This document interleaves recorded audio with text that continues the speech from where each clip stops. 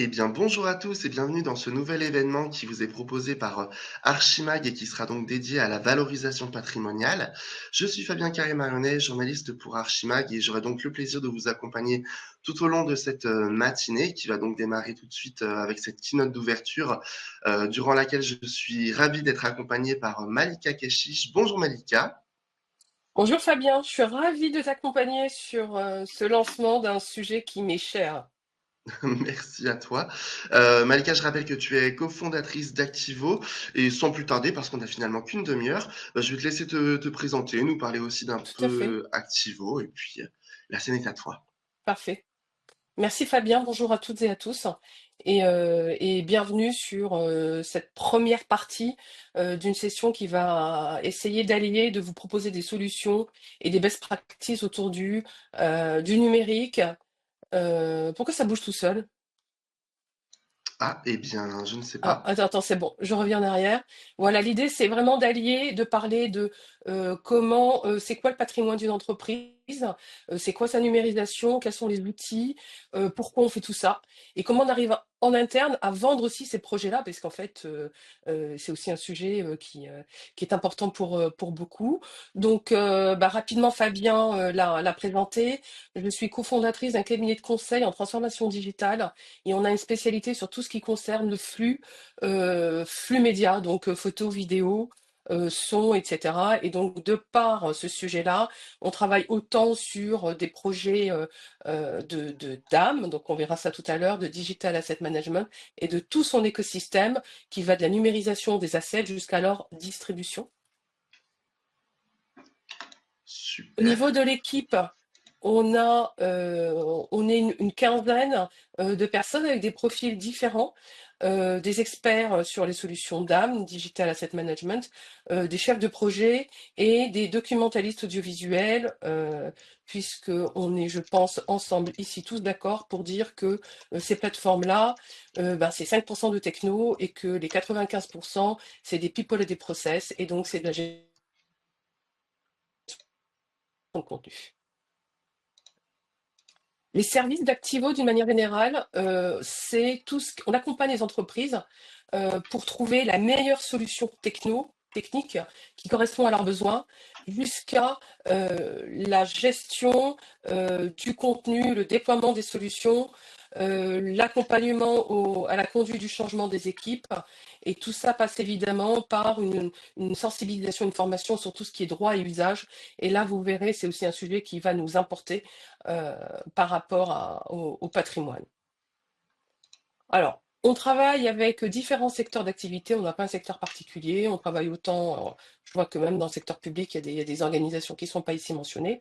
Globalement, ce qui nous importe, c'est les sujets des uns et des autres, c'est les projets des uns et des autres. C'est pas tant la structure et la richesse d'ailleurs, et la valeur et l'intérêt que nous avons, c'est de dire que pour des entreprises très différentes, quand on porte un sujet d'âme, eh ben, il sera différent en fait. Quand on parle de solutions d'âme, on a un cabinet de conseil et donc on travaille en partenariat et en confiance avec les principaux éditeurs de solutions aujourd'hui qui existent, au moins en Europe, ou en tous les cas, même s'ils viennent des États-Unis pour travailler en Europe, on les connaît, on connaît leurs solutions pour évidemment mieux les adresser et au niveau de nos clients. Et donc là, c'est simplement une slide sur un événement que nous organisons qui s'appelle Ondam et à travers lequel on donne la parole à l'ensemble de ces éditeurs. Voilà. Le plus important, c'est de pouvoir transmettre ce que les solutions et les éditeurs proposent sur le marché. Alors, Super. Eh ben, écoute, du ça coup, c'était pour ma première forcément. présentation rapide de qui nous sommes et du fait évidemment que je suis ravie de parler de ce sujet-là. Euh, Aujourd'hui, si on parle. Alors, pourquoi je suis ravie de parler de ce sujet-là? C'est tout simplement parce que dans ma vie professionnelle, et en tant qu'éditeur de solutions d'âme, parce que dans une vie antérieure, j'ai été éditeur, j'ai accompagné une entreprise qui est venue en me disant, mais voilà, je vais avoir 100 ans et on a besoin d'aide pour expliquer qui nous sommes et écrire nos 100 ans.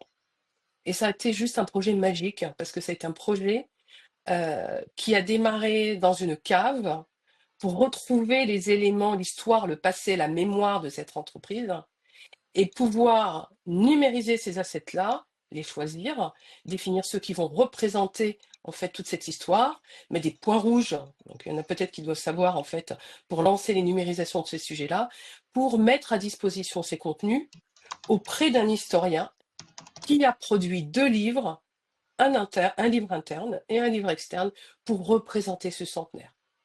Et je pense que ce projet-là, c'est exactement l'histoire de notre webinaire, en disant, ben voilà, on démarre comment, on raconte l'histoire de notre entreprise comment, et donc ça ramène au patrimoine, et c'est le fait de dire, ben, le patrimoine, c'est quoi? Le patrimoine, c'est quoi? Est-ce que tout le patrimoine d'une entreprise est un patrimoine audiovisuel? Pas sûr. Est-ce que tout le patrimoine audiovisuel, dès lors qu'on a tagué cet audiovisuel en tant que patrimoine, fait partie du patrimoine? C'est un peu plus sûr. Voilà, donc en fait, c'est un peu tout ça qu'on va détailler ensemble. Et ce qui est important, c'est vraiment de dire le patrimoine audiovisuel et le patrimoine d'une manière générale, c'est... alors, il y a des personnes euh, Je vais qui gérer, t'inquiète nous... pas. Ah d'accord, merci. Donc voilà. Donc avec l'exemple que je vous ai donné, c'est effectivement le patrimoine d'une entreprise, c'est ce qui va faire en fait son histoire et sa mémoire. C'est ce qu'on va transmettre au niveau de l'entreprise. Donc ça va parler peut-être beaucoup plus à des musées, ça va parler beaucoup plus à des entreprises familiales, mais d'une manière générale, quand on est dirigeant dans une entreprise, on a envie de laisser l'histoire et de dire voilà tout ce qui a été fait et par qui ça a été fait. Parce que les affaires et tout ce qui est produit dans une entreprise, il est produit par les collaborateurs de l'entreprise. Et c'est ça qu'on doit valoriser. Donc ça, c'est important et c'est ça qui va représenter d'une manière globale le patrimoine. Donc les créations qui se font au niveau de l'entreprise, la production, les dirigeants, les bâtiments, évidemment les collaborateurs. Donc pensez à des personnes phares qui peuvent partir, quand elles partent à la retraite, les interviewer, bien noter un peu tout ça. Mais c'est vraiment un sujet qui est super important. Et ce patrimoine, il est représenté concrètement par quoi? Une fois qu'on a dit ça, on va avoir des objets, on va avoir des pièces maîtresses, on va avoir des photos, on va avoir des vidéos, on va avoir des sons, on va avoir des bobines, on va avoir des plaques de verre, on va avoir un peu tous ces supports physiques qui s'allient aux supports numériques. Pourquoi les supports numériques? C'est parce que soit les supports physiques ont déjà passé un processus de numérisation, et là on pourra en parler parce que le processus de numérisation, ce qu'on peut numériser, ce qui a été numérisé il y a 20 ans, est-ce qu'on est dans les formats d'aujourd'hui qui sont attendus aujourd'hui? Est-ce que c'est suffisant ou pas? Donc voilà, garder en fait cette pensée-là de dire il faut numériser à long terme. Donc oui, peut-être que ça peut coûter plus cher, mais on sait que c'est les fichiers qu'on pourra ressortir, plutôt que de faire du court terme et de numériser dans une résolution qui ne pourra pas servir demain. Alors évidemment, je ne suis pas une professionnelle de la numérisation. En revanche, il y a aujourd'hui des professionnels de la numérisation qui peuvent en fait vous accompagner sur cette phase-là, qui est primordiale quand on commence à sélectionner des contenus qui font partie du patrimoine, en disant je veux les numériser parce que je veux raconter l'histoire de mon entreprise avec ces fichiers-là. Et ensuite, vous avez les supports numériques qui ont dès le départ été produits en numérique. Et là aussi, ils ont le droit et ils font partie du patrimoine, donc directement en patrimoine audiovisuel de l'entreprise. Et c'est vraiment cet ensemble qu'il faut vraiment porter comme étant, mais vraiment, c'est au cœur de la marque de l'entreprise. Et quand on parle de dématérialisation ou de numérisation de ces objets, pour valoriser la marque, il faut savoir qu'aujourd'hui, vous avez des responsables d'entreprise qui communiquent sur les réseaux sociaux en partant de visuels qui racontent l'histoire de leur entreprise, avec des visuels qui ont été numérisés en noir et blanc et faire un post avec ces contenus qui rappellent l'histoire et voilà, et les années de l'entreprise. Donc ça, c'est vraiment le patrimoine audiovisuel. Le patrimoine, il peut être physique, il est physique, surtout quand on remonte à quelques années en arrière, et on est quand même en France fort de ça. On a de très belles entreprises, voilà, qui ont vraiment des supports qui racontent des histoires, et d'allier ce fichier numérique au support physique qu'il représente. Alors évidemment, hein, je n'invente rien et je ne suis absolument pas la première à dire que en fait, on ne peut pas raconter l'histoire d'une entreprise uniquement avec son avenir et faire la réputation de l'entreprise uniquement avec son avenir. On part de son passé, on parle de ce qui a été fait avant et de son histoire. Alors, du coup, forcément, la question qu'on peut se poser, et on le voit bien à travers ton slide, c'est pourquoi valoriser son patrimoine en tant qu'entreprise, et finalement, comment aussi le faire, avec quelle technologie, sur quoi est-ce qu'on peut s'appuyer. Voilà. Donc on l'a vu, le pourquoi valoriser son patrimoine.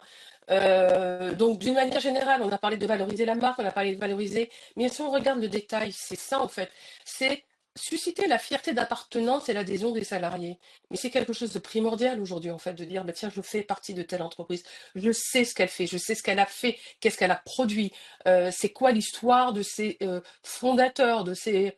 voilà, donc ça, je pense que c'est déjà un point qui est super important. Vous avez le savoir-faire et les métiers. Là aussi, ça fait la différence et ça fera la différence avec des entreprises qui ne vont pas communiquer sur ça, où on peut avoir ensuite, alors sur une entreprise purement commerciale, où on peut avoir en fait des difficultés à fidéliser des clients. Donc ça, c'est vraiment des points qui sont super importants. Et voilà, on est vraiment dans la transmission au niveau de l'entreprise, de son histoire, où c'est très important. Alors il y a un point aussi il faut pas oublier, c'est bien aussi l'organisation et les témoignages des personnes qui vont raconter cette histoire. D'accord? On construit un nouveau bâtiment d'une entreprise. On va prendre des photos, on va prendre des photos du chantier, on va prendre des photos de l'inauguration. Tout ça, c'est acquis. Mais les personnes qui rentrent et qui ressortent de l'entreprise et qui ont des choses à dire, ça, il ne faut pas hésiter aujourd'hui à utiliser les outils qu'on a pour aussi collecter des témoignages. Il peut y avoir voilà, des histoires très intéressantes qu'on pourra ressortir des années plus tard quand on voudra célébrer un anniversaire, un autre départ, etc.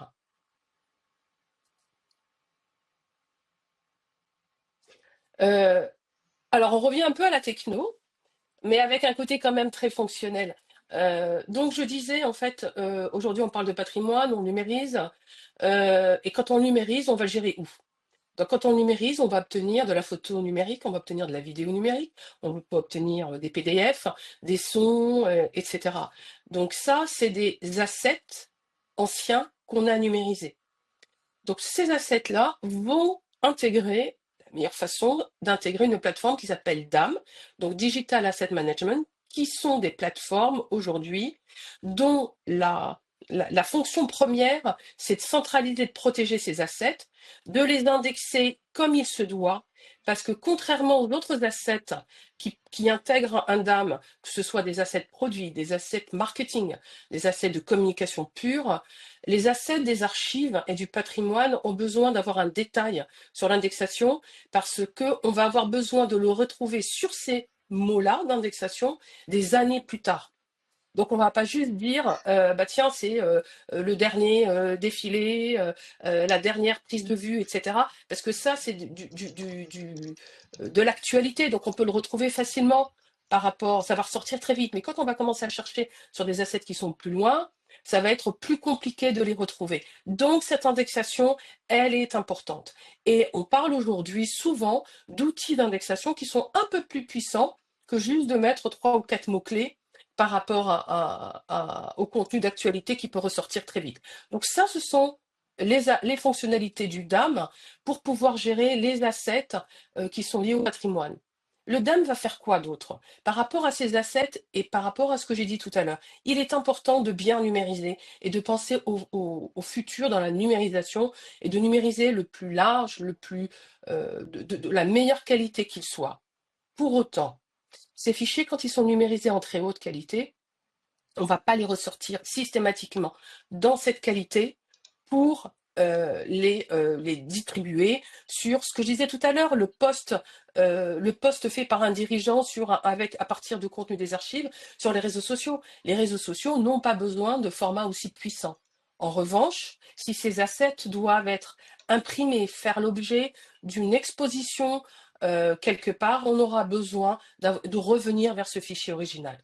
Et ça, c'est le propre du DAM, de pouvoir stocker le fichier original, de générer des formats intermédiaires qui seront conformes aux attendus que l'on pourra avoir sur les outils de distribution, que ce soit les réseaux sociaux, les mobiles, les sites internet, les impressions de magazines, des expositions, des publicités, etc.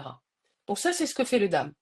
Et donc, quand en plus on va traiter des assets qui sont issus et qui sont dès le départ numérisés en tant que patrimoine, puisque tous les assets numérisés ne font pas forcément l'objet, ils ne sont pas sauvegardés en tant que purement patrimoine, au sens où ils vont pouvoir être utilisés dans une communication normale, régulière, sans problème de droit. On peut avoir des assets qui vont faire partie d'archives et qu'on ne veut pas mettre à disposition de tout le monde.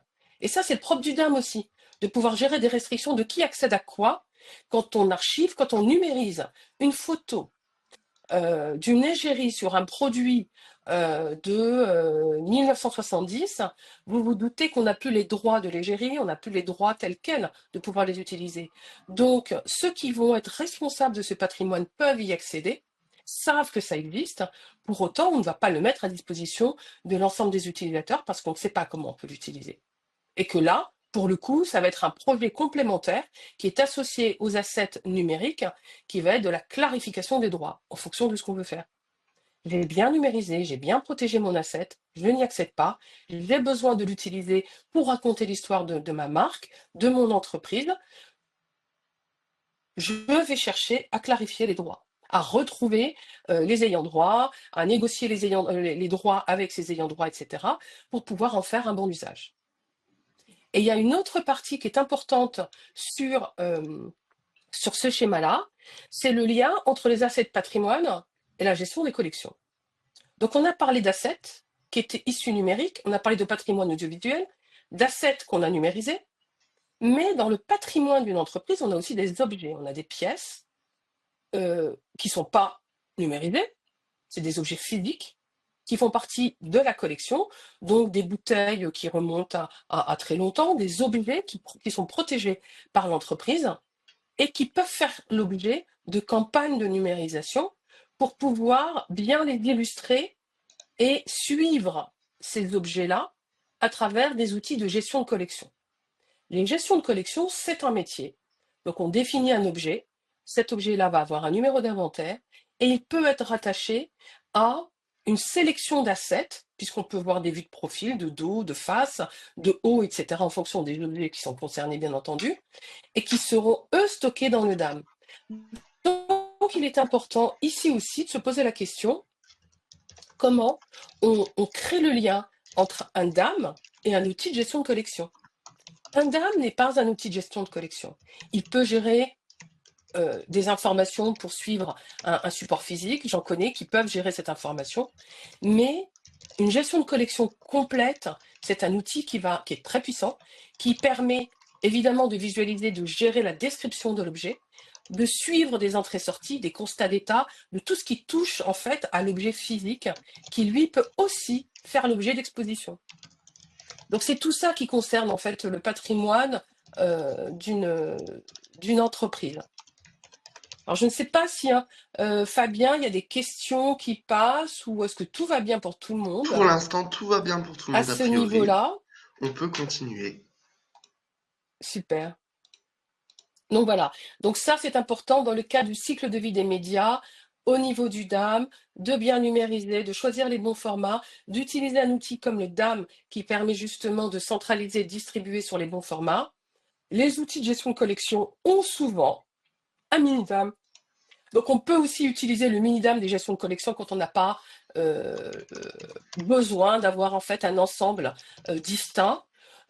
Pour autant, faire très attention, quand c'est le cas, de comment on va communiquer ces assets qui sont dans la gestion de collection, qui n'est pas accessible à l'ensemble des collaborateurs de l'entreprise, alors que certains assets de ces objets-là devraient pouvoir être communiqués aux personnes de l'entreprise pour justement valoriser et parler de la marque.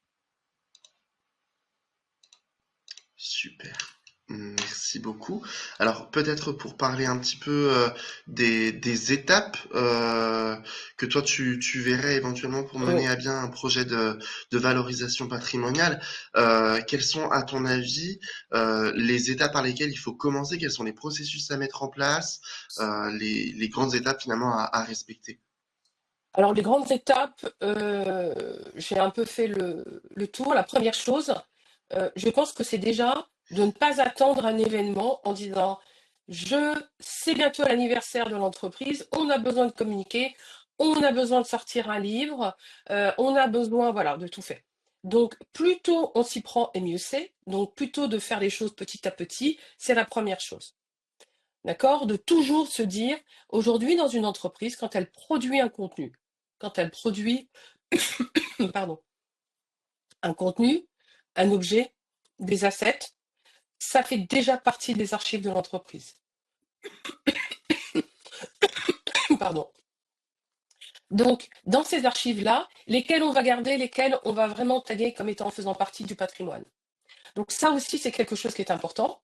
Tout ce qui est produit par l'entreprise ne fait pas forcément l'objet euh, de n'est pas obligatoirement sauvegardé en tant que patrimoine.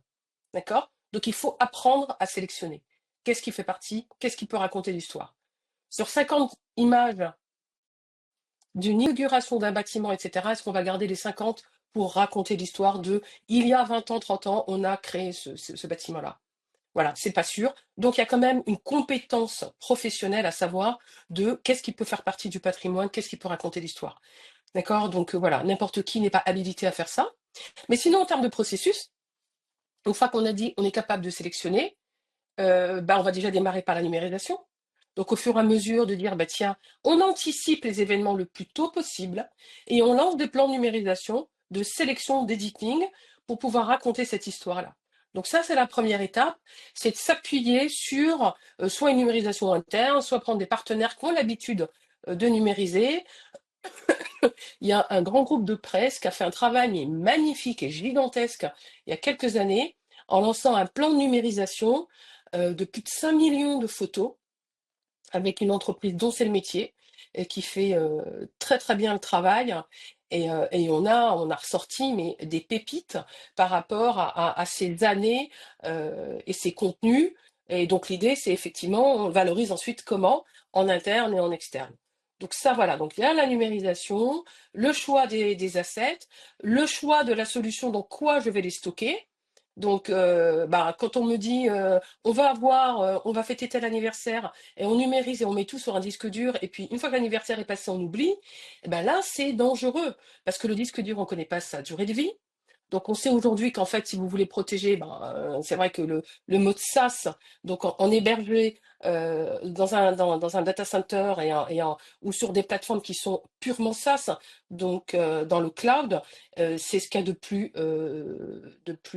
sauvegardé, de plus sécurisé aujourd'hui. Donc voilà, de trouver, une fois que j'ai produit ça, je ne le laisse pas sur un disque dur, je le récupère et je le dépose sur une plateforme. Donc ça, c'est vraiment quelque chose qui est important. Les droits, on en a parlé, quand on va sauvegarder, ce n'est pas grave si dans vos archives, et parce que ce n'est pas accessible à tout le monde, les éléments que vous archivez, non, vous ne savez pas les droits, vous ne savez pas qui a fait ça. Donc on est bien d'accord, le DR du droit réservé, c'est quelque chose à utiliser avec modération au moment de la publication. Mais vous pouvez déjà dire, je garde ça, et au moment où je vais faire des utilisations, je vais pouvoir aller clarifier les droits pour retrouver l'ensemble de ces assets. Donc ça, c'est quelque chose qui est important. Ensuite, vous avez l'IA, donc l'apport de l'IA. Tout à l'heure, j'ai mentionné qu'en fait, il y avait une indexation particulière à faire sur les assets patrimoine, parce qu'on a besoin de les retrouver dans 10 ans, 20 ans, etc. Et en fait, peut-être que la façon de s'exprimer, la façon de taguer les choses dans 20 ans, aujourd'hui, on ne sait pas en fait. Donc, on va essayer d'être le plus détaillé possible. Mais aujourd'hui, on peut se poser la question de qu'est-ce que fait l'IA? Comment l'IA arrive par rapport à ça? Donc, évidemment, la chose la plus simple, c'est de dire l'IA va permettre de dire si jamais dans 20 ans, on sort un magazine. Ce magazine ou une newsletter qui a été produite par l'entreprise, je vais retrouver des visuels ou des pages. C'est être capable de dire je prends une photo, je numérise et je le dépose sur la plateforme pour qu'il me retrouve des assets équivalents. Donc ça va être une façon de bypasser l'indexation pour retrouver un asset sur une vision similaire, sur un visuel similaire. Donc ça, c'est des choses qui peuvent exister au-delà de l'automatisation de mettre des mots-clés sur des assets. Donc je crois plus à cette partie-là parce qu'on revient à l'origine du visuel, à ce qui a été numérisé et sur, voilà, sur l'image en soi.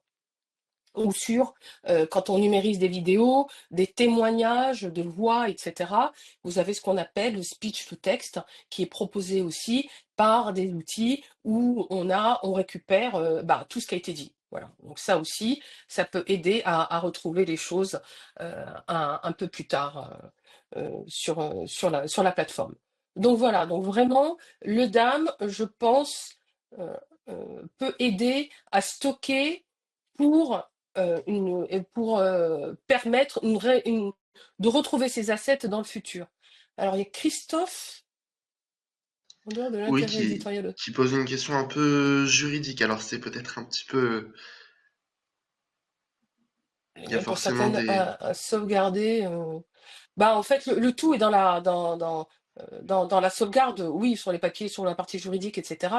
Après, la vraie question, c'est sauvegarder, c'est les mettre dans un Cardex ou les archiver dans des espaces de stockage qu'on retrouve aujourd'hui. Donc, vous avez des entreprises qui font ça, dont le métier, c'est de prendre vos archives et de les stocker dans un lieu protégé, etc. Donc ça, c'est la base. Si je reprends ton point, tout à l'heure, Fabien, tu as tout à fait raison, il y a aussi ce point-là, qui est de dire je sauvegarde mes supports physiques. Donc ça me semble évident, de les protéger, de ne pas les mettre dans des caves inondables, etc. Il y a évidemment l'aspect juridique en plus par rapport à ça. Pour autant, si à un moment donné j'ai envie de les ressortir, la numérisation permet de protéger votre asset aussi, permet de protéger votre objet. C'est au lieu d'aller ressortir une fois, deux fois, 10 fois mon produit, mon objet pour le prendre en photo et l'utiliser pour un usage 1, un usage 2, c'est de dire je numérise une bonne fois pour toutes, je le stocke dans un DAM et je le mets à disposition de ceux qui ont besoin d'y accéder. Et comme ça protège effectivement aussi le support physique. Et finalement, Euh, juste pour compléter un peu la oui. réponse, Malika, est-ce que tu sais s'il y a un certain type de documents qui sont effectivement concernés par cette question en matière d'obligation légale ou... Sur tout ce qui est les obligations légales, je pense qu'on va parler de patrimoine sur des brevets, sur des factures, sur des contrats, etc. Bon, toute cette partie juridique qui est importante sur le côté légal en soi, sur des photos d'un chantier, sur l'enregistrement d'une personne qui part à la retraite pour parler de son histoire, il n'y a pas un côté légal par rapport à ça. C'est plutôt un côté de transmission d'obligations. Et en général, soyons clairs, ce sont quand même des choses qui sont portées par les sponsors et par les dirigeants, en fait. C'est les dirigeants aujourd'hui, et il y en a qui justement, quand un dirigeant communique sur ses réseaux sociaux à travers ses visuels d'archives, mais il dit tout. Il revient effectivement sur tout le départ en disant, voilà, je viens de cette histoire-là, euh, pour, euh, pour continuer à communiquer et mon entreprise est sur ça. Il n'y a pas une obligation en soi. Hmm. Après, c'est en interne, il y a un côté moral où je ne jette pas tout ce qui a été fait voilà, sur de la photo et de la vidéo, euh, ce côté-là. Donc, on parlait tout à l'heure, en fait, les étapes sur la valorisation du patrimoine. C'est ça, c'est la première chose, c'est préserver, protéger et sauvegarder les supports physiques. Donc ça, on en a parlé, c'est vraiment la base, et de les numériser pour pouvoir les utiliser et les garder et protéger les supports physiques sans les ressortir. Anticiper sur la construction de votre patrimoine de demain, c'est exactement le plus dur en fait. C'est de dire, je garde quoi, euh, je sélectionne quoi pour dire ça va rentrer dans mon patrimoine et ça va garder et ça va raconter l'histoire. Parce que c'est un engagement en disant ça fait partie de mon histoire, ça peut ressortir pour raconter l'histoire de mon entreprise. Voilà, donc ça, c'est quelque chose qui est important. Donc pour ça, en fait, il faut définir des règles en interne. C'est pas standard pour toutes les entreprises. Donc c'est vraiment à faire avec en fonction de l'entreprise. Ce que je disais, c'est que le cycle de vie des assets, on va pas tout garder. Donc ça aussi, c'est à faire attention. Optimiser le stockage. Donc ça, on en a parlé tout à l'heure. On stocke. Comment? Donc il y a aussi aujourd'hui, on a une responsabilité, ne serait-ce que vis-à-vis aussi de l'environnement et de la planète. Donc je stocke à chaud, à froid et en glacier. Ça veut dire, alors c'est des termes techniques, mais ça veut dire qu'effectivement au niveau du data center, je stocke et j'ai besoin d'y accéder très vite en quelques secondes, ou je m'autorise de y accéder et d'obtenir mon asset 3 heures, 4 heures après. Mais par contre, voilà, ça me permet d'avoir un dispositif un peu plus moins coûteux et qui, voilà, qui est moins polluant, entre guillemets, par rapport à la planète. Et ensuite, c'est comment raconter ces histoires par rapport à ces contenus, comment les valoriser en interne et en externe pour montrer en fait tout ce qui a été fait. Et là aussi, vous avez des communicants, des historiens qui peuvent raconter cette histoire-là à des moments importants de l'entreprise. Merci beaucoup Malika. Alors, je crains malheureusement qu'on soit un peu juste au niveau timing et je suis sûr qu'on aurait pu en parler encore pendant des Oui, heures, mais malheureusement, on a effectivement un planning à respecter. Alors, ce que je te propose, c'est que tu restes quand même avec nous. Il y a des questions qui sont arrivées dans le chat si tu veux y répondre à l'écrit à ce tout à fait. truc-là. Et Tout puis, à fait. Et je conclurai simplement. Donc, suivez-nous sur notre chaîne télé. Mais très important, on organise un événement chaque année sur Ondam. Et à chaque année sur Ondam, il y a une conférence sur le dam et le patrimoine, puisque c'est un sujet qui est très important, qui nous est très cher. Merci à vous, merci. merci Fabien, et je réponds aux questions dans le chat. Super, merci Malika. Et puis je rappelle accessoirement qu'on peut aussi te retrouver sur les réseaux, notamment LinkedIn, pour approfondir un peu les échanges. Donc merci beaucoup pour Avec ta plaisir. disponibilité et pour tous tes conseils et tes différents avis en tant qu'experte. C'était super Merci. intéressant. Merci beaucoup. Merci à vous. Bonne journée.